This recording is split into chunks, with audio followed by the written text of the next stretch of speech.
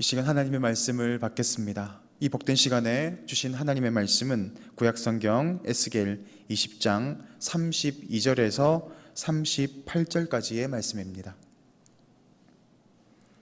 에스겔 20장 32절에서 38절까지의 말씀, 광야에서 믿음을 시험하다라는 제목으로 하나님의 말씀을 받겠습니다.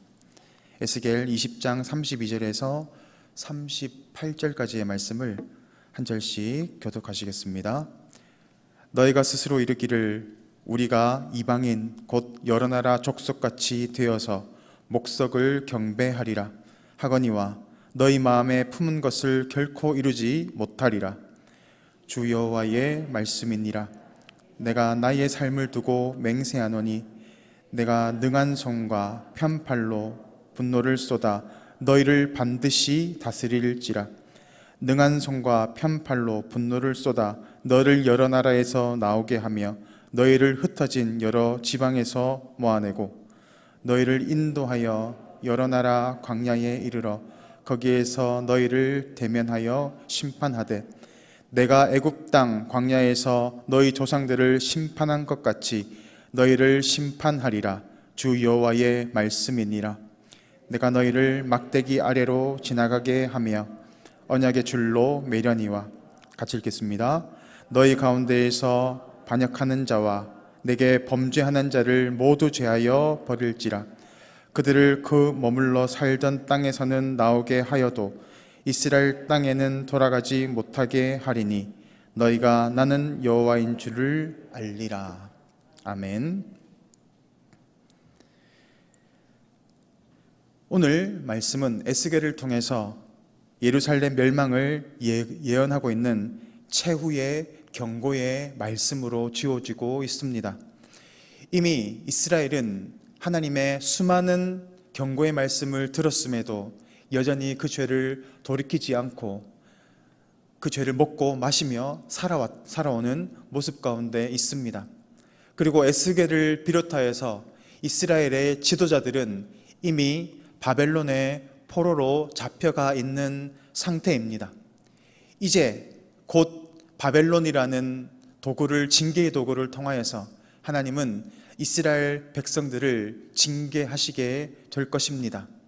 하나님은 수많은 선지자들을 통하여서 죄악에서 돌이키라고 말씀하셨고 때로는 징계의 채찍을 통하여서 그들을 다스리시기도 하였고 위로하시기도 하였고 또 말씀을 통해서 여러 번 권면하였지만 여전히 이스라엘 백성들은 그들이 머물러 있던 죄악에서 돌이키지 않고 여전히 그 죄악 가운데 살아가고 있습니다.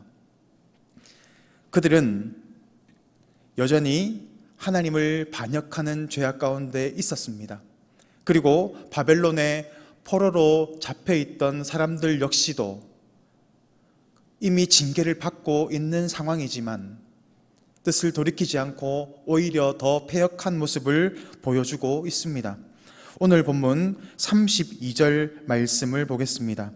너희가 스스로 이르기를 우리가 이방인 곧 여러 나라 족속같이 되어서 목석을 경배하리라 하거니와 너희 마음에 품은 것을 결코 이루지 못하리라 라고 말씀하십니다.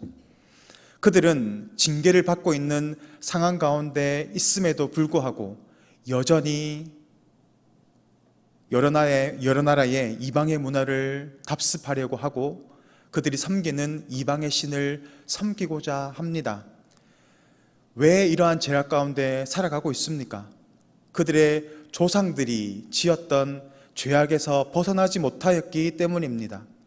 죄의 권세 아래에서 벗어나오지 못하고 여전히 그 죄의 권세 아래에, 지배 아래에 살아가고 있었기 때문이라고 성경은 말하고 있습니다. 하나님의 여러 가지 경고를 그들은 들었음에도 불구하고 조상들이 지었던 그 죄의 길을 버리지 않고 여전히 그 죄를 먹고 마시고 살아가고 있는 것입니다. 그리고 그러한 모습은 바벨론의 포로로 잡혀갔던 지도자들의 모습을 통해서도 여전히 돌이켜지지 않는 것을 발견하게 되는 것입니다.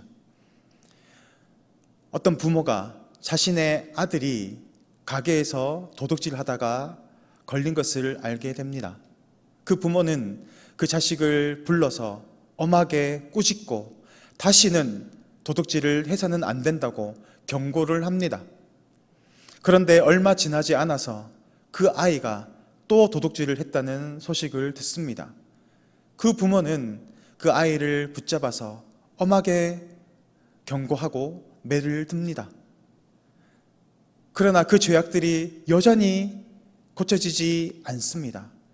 부모는 저 방에 들어가서 손 들고 무릎 꿇고 있으라고, 매를 들고 올 테니까 준비하고 있으라고 하고 방에 집어넣고 매를 들고 들어가고 있는데, 그 방에서 손을 들고 있어야 할 아이가 자신의 지갑을 뒤지고 있는 모습을 발견하게 됩니다.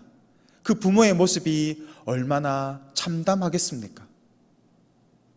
아무리 매를 들고 훈계를 하고 권면을 해도 듣지 않는 그 상황을 바라보는 부모의 마음이 오죽하겠습니까? 하나님 아버지의 마음이 그러했다라는 것입니다. 아무리 경고를 하고 아무리 징계를 해도 이 백성들의 마음이 완악하여져서 돌이키지 않고 오히려 하나님을 만홀히 여기고 경홀히 여기고 자신의 뜻대로 죄악의 구습대로 살아가는 그 모습을 발견하는 하나님 아버지의 마음이 얼마나 아프셨겠습니까?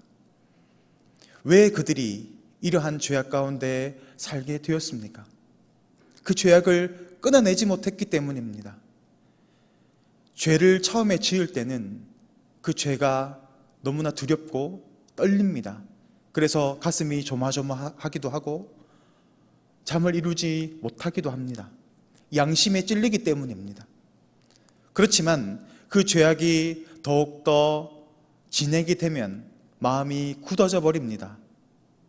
그러면 웬만한 죄를 지어도 마음의 양심이 동요하지 않습니다. 죄라는 것은 방치하면 이렇게 마음이 굳어져 버릴 뿐만이 아니라 더 큰 죄악으로 나아가게 하는 습성이 있습니다. 마약이 그렇습니다.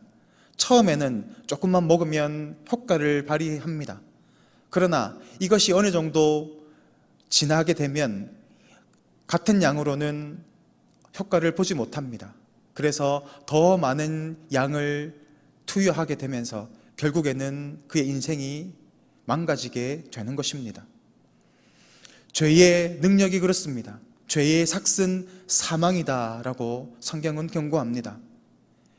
죄를 해결하지 못하면 결국 우리의 영혼을 잠식해버리고 죄악 가운데 우리는 사망에 이르게 되는 것입니다. 그러므로 날마다 우리의 죄악을 돌아보고 예수님의 그 십자가의 보혈을 공로를 의지하여서 우리의 죄악을 아뢰고 정결함을 받아야 합니다. 죄의 문제를 해결해야 합니다. 그렇지 않으면 그 죄가 우리를 삼켜버리고 멸망으로 인도하게 되는 것입니다. 오늘 하나님은 이스라엘의 패역한 모습의 근원을 출애굽 시대의 백성의 모습에서부터 찾고 있습니다. 하나님께서 이스라엘을 택하시고 그들 민족을 부흥케 하셔서 큰 민족을 이루어내게 하시고 그들을 인도하여서 약속의 땅 가나안으로 나아가십니다. 그들은 놀라운 은혜를 경험했습니다.